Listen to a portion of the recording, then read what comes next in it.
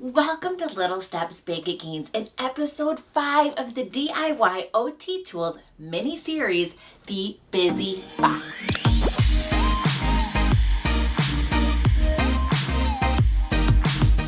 If you're looking for an extra tool to help your patient regain use of their hand, maybe consider making them a busy box. What's a busy box? Well, a busy box is a box with customized therapeutic activities or exercises to help them regain the use of their hand through neuroplasticity. As we know, neuroplasticity is that brain's ability to develop new pathways around damaged ones through experience. Now, it's fantastic that we're creating experience inside the clinic, but we really need to foster experience outside of the clinic. And that is where the busy box comes in. So what are some examples of busy boxes? Well, here's a few from Betty's box.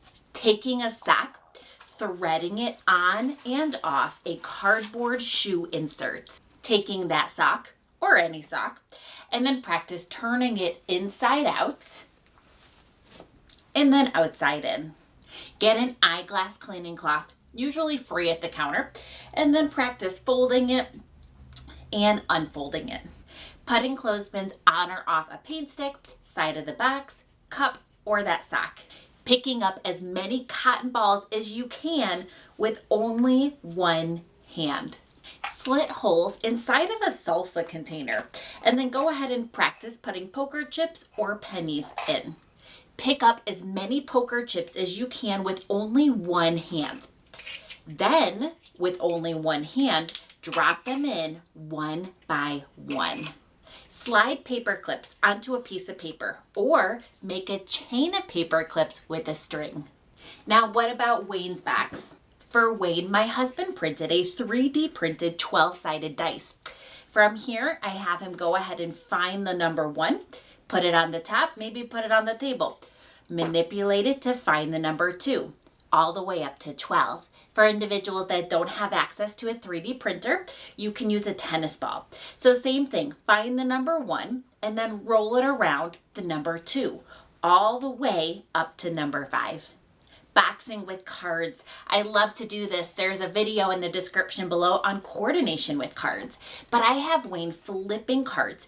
If it's a red, I have him punch with the right arm. If it's black, the left arm. Get some laterality in there. You know other things we can do with cards. I also like to store them in a soap box. Opening and threading rubber bands, hair ties, or this is a rubber band insert from underwear onto a cardboard shoe insert. Twist those rubber bands onto a washcloth. Keep those spice bottles that have holes on the top because you can go ahead and do things like put Q-tips through the holes. Then progress to something more difficult like toothpicks through holes. Those seasoning bottles are fantastic because here you have one side with holes and the other side with an opening. Keep that brown packing paper. It's the best because you can have them put it on the table, one hand scrunch it up. Then with the same hand on the table, go ahead and unscrunch it. Take that tennis ball or golf ball, go ahead, practice dropping it, rolling it on the table, tossing it back and forth. Grab a second golf ball. Go ahead and practice rotating them in the hand. Roll up string. Grab different sizes of chip clips. Maybe use the chip clips to pick up things back and forth. With the shoestring, you can roll it. You can thread things like key rings. Or you can tie and untie things like key rings on there. Get some washers. Go ahead, thread them through different hooks or even some loose leaf rings. Opening and closing bottles, or even just practicing flipping caps. Pick up, rotate coins, and check out that coin rotation test in the description below. Every hour, use that spray bottle to clean that bedside table. Color, trace, write, draw. Keep things like cardboard cylinders to roll on the table or roll between the hands. Thread a craft pipe cleaner into a straw. Twirl pens or straws.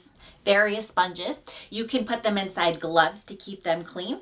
You can cut them into little pieces, have them pick up one piece at a time, as many pieces as they can in one hand. Cellulose sponges are great to buy if you're tight on storage space because you can purchase a package and then they expand with water. Keep an eye out in garage sales because you can get all sorts of game pieces, things like Scrabble letters, or even toys like alphabet blocks. With those blocks, have them spell different 3-letter words as they can in 1 minute. Spell forwards and backwards, or lay them out in a crossword style.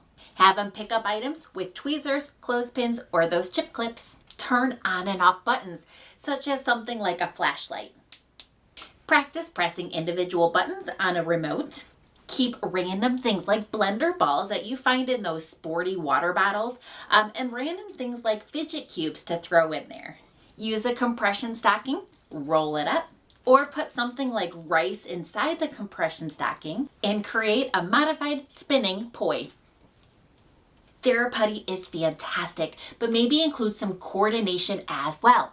Things like rolling in the hand, dropping and catching, or tossing. It can be helpful to keep those plastic sleeves because you can put their exercises in there, either type or write them out, or even flip and put things like their therapeutic exercises on the other side.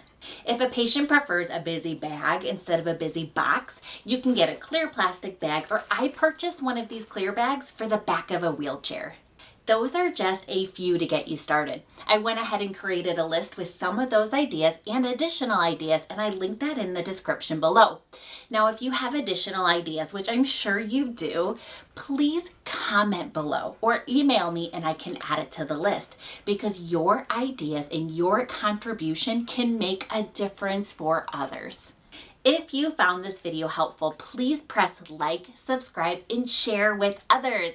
Check out other videos here on the DIY OT Tools mini-series, because as occupational therapists, we are in this together.